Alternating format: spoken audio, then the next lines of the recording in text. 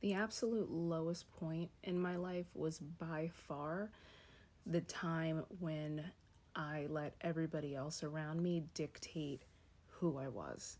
And by lowest time in my life, I mean the most depressed, the most anxious, the most suicidal, the most in my addiction, like the absolute lowest point in my life. I was letting everybody else around me dictate who I was because that's how I was raised. I was raised that you're supposed to value everybody else's opinion or everybody else's perceived opinion over your own.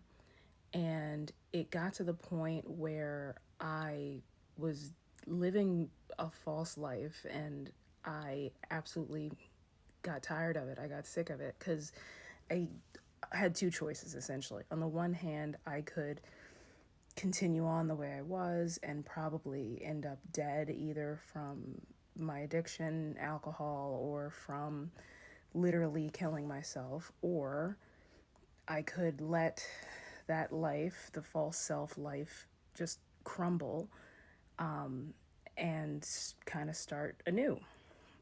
And that's what I did. I got tired of not being authentic. I got tired of not being who I was. And I let all of that just kind of fall to the ground, which was not easy. It fucking sucked. I had to completely upend my life. I had to learn boundaries. I had to break up with friends. I had to get sober, which took me several tries. I had to basically just be honest with myself and get comfortable with other people not liking me, be comfortable with disappointing people, just be comfortable with living life as my authentic self. You know, I've cried a ton of tears on this journey. It has been really hard at a lot of points, but I would not give it up for anything.